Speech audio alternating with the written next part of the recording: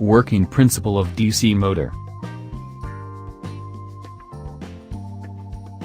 Working principle of DC motor is very simple.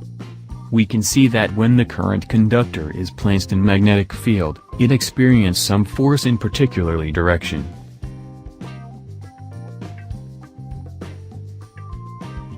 The very basic construction of a DC motor contains a current-carrying armature, which is connected to the supply and through commutator segments and brushes.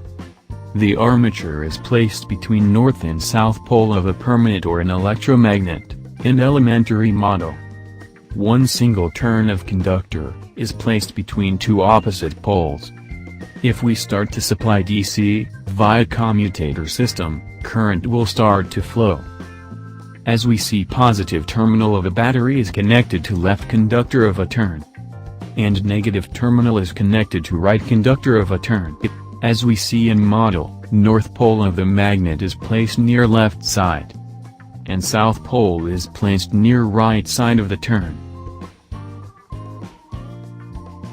Current in left side flows inward, and current in right side flows outward.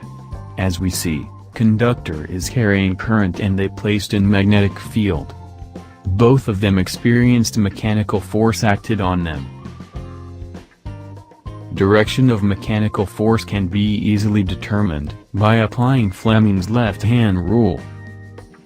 To do this, spread out your left thumb, forefinger, and second finger so they are all at 90 degrees to one another.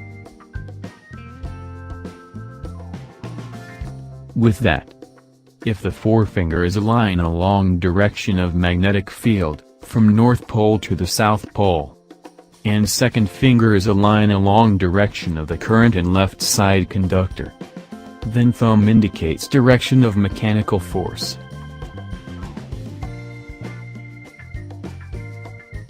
Similarly, if the forefinger is aligned along direction of magnetic field, from north pole to the south pole, and second finger is aligned along direction of the current and right side conductor, then thumb indicates direction of mechanical force. Due to this upward and downward forces on the turn, one torque is produced when turn rotates on clockwise direction as shown.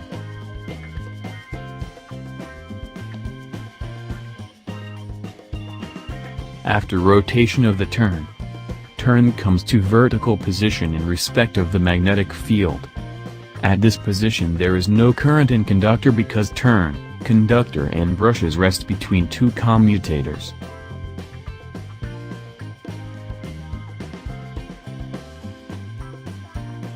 Hence, there is no force acting on conductor, by due to moment of inertia, turn continue to rotate, and comes horizontal again.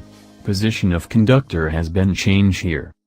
That means conductor which was previously in left position comes to right position, and which was previously in right position comes to left position. At that position, we can determine mechanical force, with applying Fleming's left-hand rule. Let's do that. To do this, spread out your left thumb, forefinger, and second finger, so they are all at 90 degrees to one to another.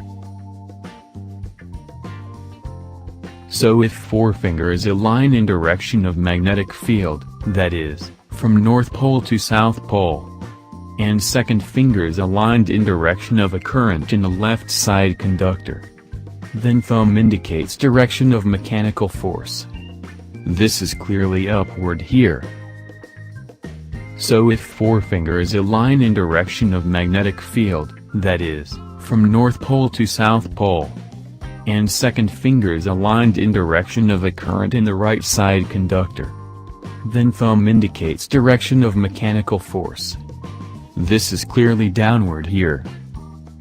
Do this upward and downward forces, turn, tends to rotate in clockwise direction.